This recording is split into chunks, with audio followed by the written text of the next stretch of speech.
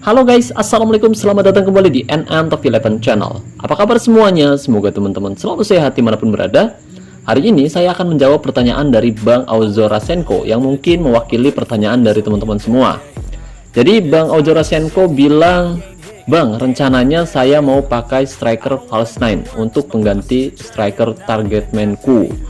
Formula gelandang serang apa yang cocok diduetkan dengan striker false 9? Oke guys, jadi itu adalah pertanyaan dari Bang Auzorasenko yang mungkin mewakili pertanyaan dari teman-teman semua.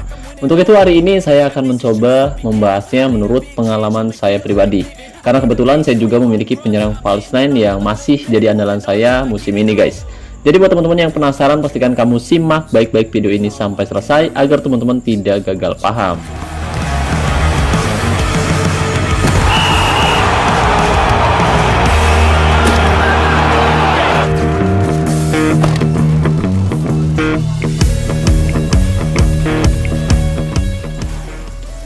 Oh ya, tapi sebelum kita membahas lebih jauh, saya mau disclaimer terlebih dahulu bahwa apa yang akan saya bahas di dalam video ini murni pendapat saya pribadi guys. Jadi jika nanti ada teman-teman yang tidak sependapat dengan saya, kamu bisa tinggalkan komentar di bawah video ini. Tapi sebelum komentar, usahakan kamu tekan dulu tombol like-nya guys, karena like itu gratis. Oke. Tapi sebelum kita membahas lebih jauh, buat teman-teman yang kebetulan belum mendukung channel ini, jika berkenan kamu bisa terus mendukung saya dengan cara klik tombol like, subscribe, dan aktifkan juga notifikasinya agar teman-teman selalu tahu update terbaru dari NN Top 11 Channel. Oh iya, dan saya ingatkan lagi buat teman-teman khususnya para sultan yang berencana top up untuk memperkuat timnya di awal musim nanti, saya rekomendasikan teman-teman top up di Instagramnya Kiano Store.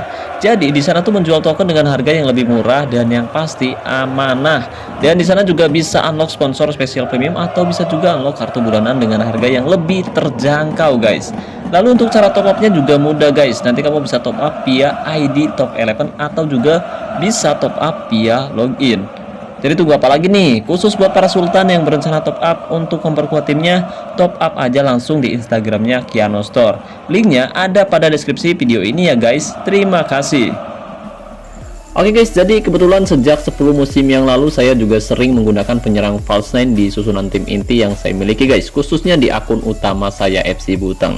Nah, buat teman-teman yang rutin menonton video saya tentu tahu penyerang false 9 yang saya maksud itu siapa guys. Ya, penyerang tersebut yaitu Al-Fatih. Jadi, saya membuat penyerang false 9 ini terinspirasi dari penyerang PSG dan juga timnas Prancis yaitu Kylian Mbappe. Pemain yang sangat luar biasa dan saya kagumi selama ini guys. Dan video cara melatihnya juga dulu pernah saya share dengan judul cara memiliki pemain seharga 4 juta secara gratis. Nah, setelah dilatih secara individu ternyata performa penyerang false ini kurang begitu meyakinkan guys. Di musim perdananya dia kesulitan beradaptasi dengan baik. Terlebih saat itu masih banyak legenda tim saya yang masih aktif bermain seperti Lionel Messi yang berperan sebagai winger kanan dan juga Al-Fatih versi pertama sebagai penyerang poacher.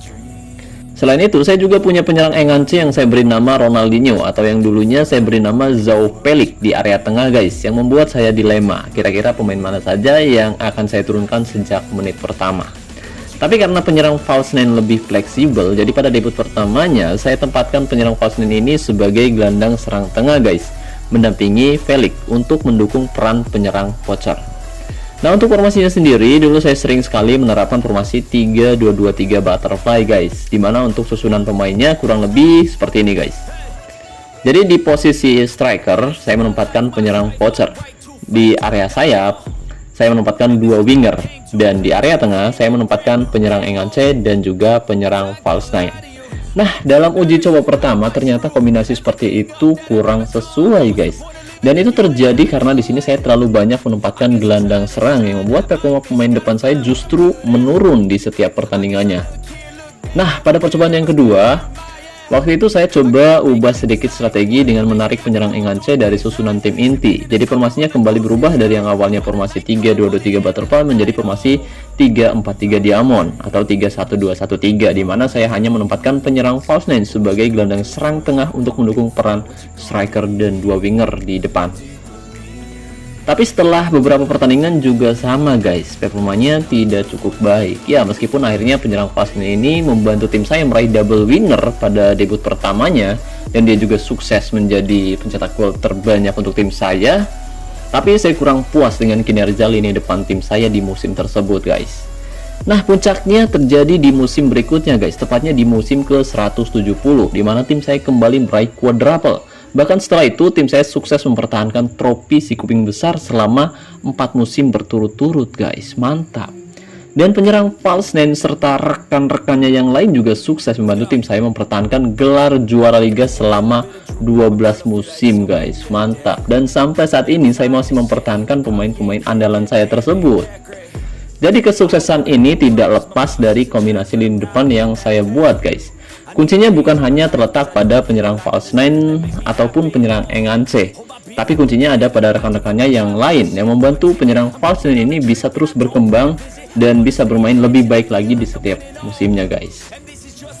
Nah, kombinasi yang paling ideal di lini depan khususnya jika kita menempatkan penyerang Falsnain yaitu dengan menempatkan penyerang Engance di belakangnya guys.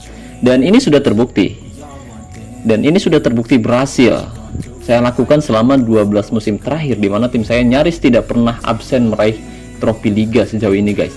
Bahkan di akun Sangkuriang pun saya menempatkan penyerang Engance di belakang penyerang Targetman guys, dan hasilnya sangat memuaskan.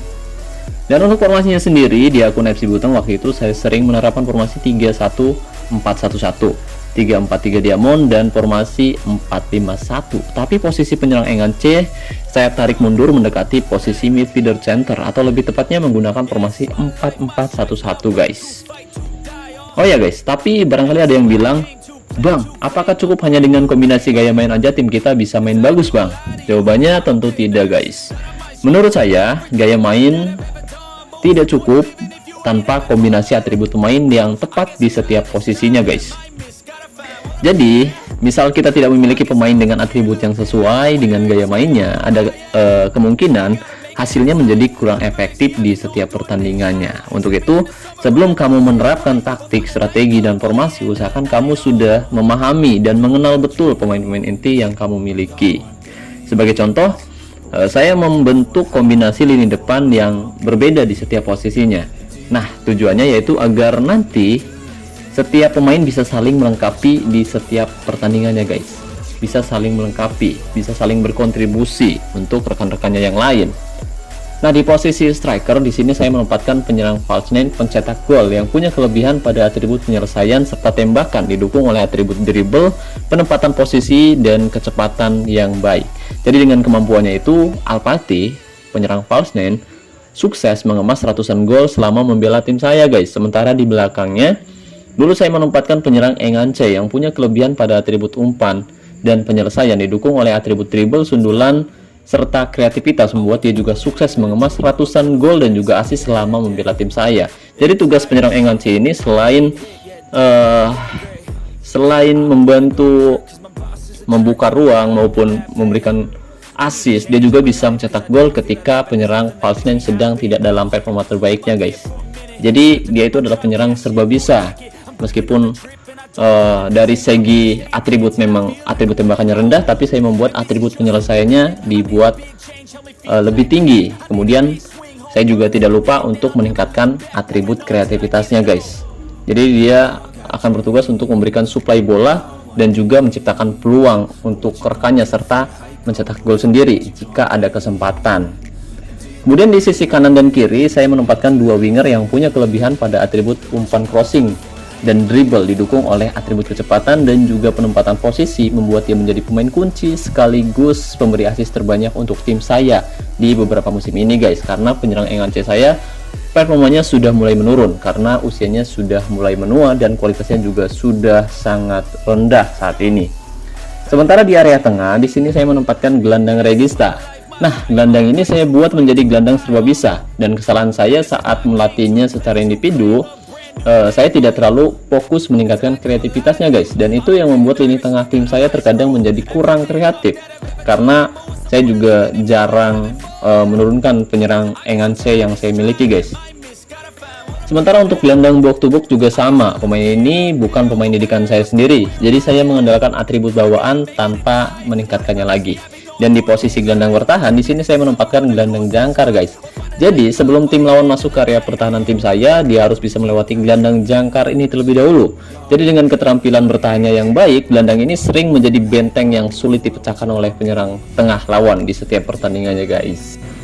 Oke, jadi mungkin ada yang bertanya, tapi kenapa sekarang tim lu kalah terus bang? Nah, alasan tim saya musim ini kalah terus yaitu karena musim ini saya tidak terlalu berambisi meraih gelar juara guys. Jadi saya sedang membangun kembali tim saya dengan cara mengumpulkan booster kondisi setiap hari. Dan rencananya insya Allah 2 musim mendatang saya akan kembali meningkatkan salah satu penyerang target man yang saya rekrut dari Akademi Remaja untuk menggantikan peran Al-Fatih yang sudah mulai menua. Dan penurunan performa tim saya juga terjadi karena dampak penyerang Engance andalan saya sudah jarang diturunkan di susunan tim utama guys, karena kualitasnya juga sudah mulai menurun dan kontribusinya sudah tidak cukup baik. Jadi musim ini saya sering menurunkan kombinasi penyerang target man dan juga penyerang false nine guys, tapi sayang sekali kombinasinya masih kurang tepat dan masih kurang efektif menurut saya guys. Dan ini terbukti dari catatan hasil buruk yang diterima oleh tim saya musim ini. Sebagai contoh, di pertandingan terakhir tim saya kembali menelan hasil seri yang membuat perjalanan tim saya di Liga Super akhirnya terhenti.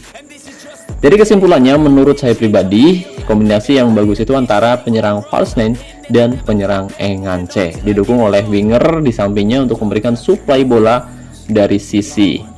Tapi saya ingatkan lagi, kombinasi ini mungkin tidak selalu efektif jika kamu belum memiliki pemain yang sesuai di setiap posisinya guys.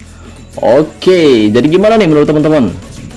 Sama nggak? Misalkan sama, yuk tinggalkan komentar di bawah video ini. Ceritakan pengalaman teman-teman mengenai bagaimana cara mengatur taktik, strategi, dan formasi di game Top 11 musim ini. Oke guys, jadi mungkin itu saja yang bisa saya bahas kali ini. Terima kasih banyak buat teman-teman yang telah menonton video ini sampai selesai. Semoga pembahasannya bermanfaat. Terima kasih juga untuk membership NN Top 11. Terima kasih buat partnership NN Top 11 yaitu Kiano Store. Dan saya ucapkan terima kasih banyak buat teman-teman yang selalu mendukung dan mendoakan saya sejauh ini. Wassalamualaikum warahmatullahi wabarakatuh. Salam olahraga, salam Top 11 Indonesia.